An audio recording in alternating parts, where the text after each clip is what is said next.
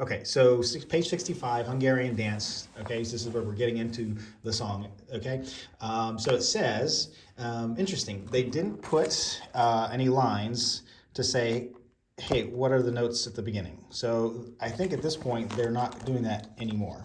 They're not going to ask you to write those in. Remember how usually you have these little spaces to write in the letters for the first notes. So now at this point, they're like, okay, you've been doing this a while. You should know that you have to figure that out before you start. All right. So we will talk about it, but you don't have to necessarily write it in there. So we have a C, of course, that's middle C, right? So first finger on middle C, so you know that's where that's going to go. And then the left hand, it says first finger, and that's first finger on G. Okay, so you have to know that before you, so in order to know which position to put your hands. Okay, so we're going to start with that. So it's going to be starting with, and you can play along with me, but I want you to read the music. Okay, don't look at the video. So you'll hear me. I'll speak to you. I'll tell you. I'll help direct you. But I want you to keep your eyes on the music because that's the best way to read. All right, so don't look at your hands. Get your position, but then look at the music. You don't need to look at your hands. Okay, so here we go. So start from the beginning. Look at the book. Okay, the first note is C, middle C, in the right hand. Okay, so let's go ahead and play that. We have C, and then in the left hand we have the G. G, and let's make it staccato, and then a G, but now we're going to do legato, slur, G, F, E, F, G, 2, G, 2. Next line starts similar, right hand C, left hand G, staccato, G, F, E, D, C, C. Now it's okay if you're not bouncing your hands. Sometimes if notes are fast, we don't have time to do this. So you'll notice though, if you do get to the point where you're bouncing with either the wrist or the elbow, sometimes it can be easier. Sometimes you can have more control than this. But for now, don't worry about like coming way off the keys or anything like that. You can just bounce with the thumb. That's totally fine for the moment. Okay, so that gets you through the first half. And again, we aren't worrying about dynamics at the moment. You can still do that on your own when you're practicing it. Practice it sometimes forte and practice it sometimes piano. That way you can do both of them, okay? All right, let's go on to the second half.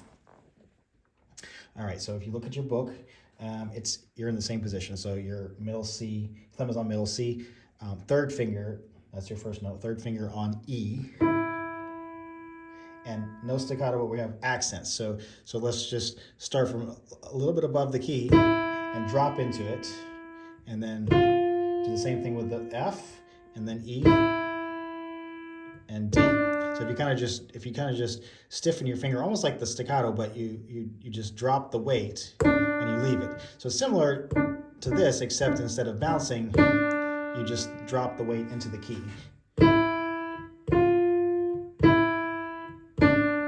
Okay, so try that with me. So third finger, drop into it. Fourth finger, drop into it. Third finger, drop into it. Second finger, drop into it. Okay? All right. Now, that doesn't mean you can't do accents hammering it like that, but it's definitely a lot harder if you try it. If you try doing it from the key, lifting the finger and pushing hard, it's a lot more work than this. If you just drop your hand, use the weight in your arm, it's much, much easier. So that's one of the techniques that we can use to just make accents a little bit easier. Okay, so now, and actually both hands are going to play this. So let's do that again, okay?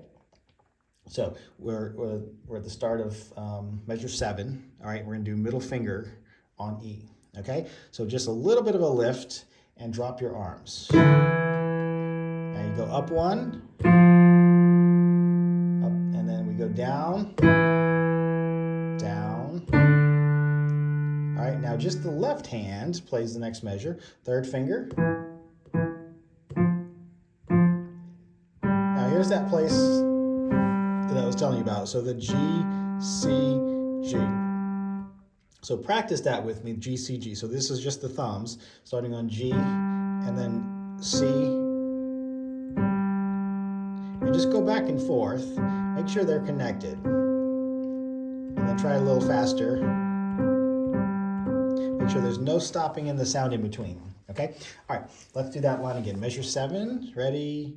Let's see, put your hands in C position. All right, starting with middle finger. All right, ready, go. Third finger. Then we go up to F, and down to E, down to D. And then the left hand plays the third finger on E, staccato, G, C, G. Nice and smooth. And then now let's go to the last line. Okay, middle finger, both hands, a little bit of a lift. Drop your arms, go up a note, down to E, down to D.